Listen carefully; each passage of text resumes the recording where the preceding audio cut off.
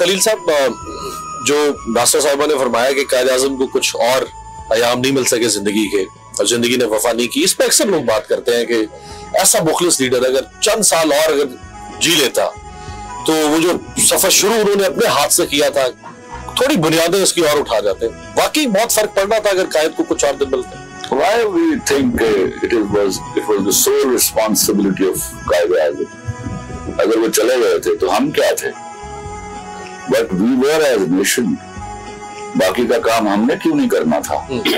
ये सारी जिम्मेदारी हम उनके जल्दी चले जाने पर क्यों डाल देते हैं? हमारा प्रॉब्लम ये हुआ कि 1100-1150 साल जिस कौम ने बहसियत रियाया अपनी जिंदगी गुजारी थी, उसको विदाउट तरबियत अचानक एक दिन बता दिया गया कि आज से तुम जमहूर हो। तो जमहूर के लिए तरबियत होना बड़ी जरूरी थी, जो आज तक ना हो पाई। There is a drastic difference between जमहूर एंड रियाया। रियाया गुलामों की बदतरीन नस्ल है, बदतरीन टाइप है।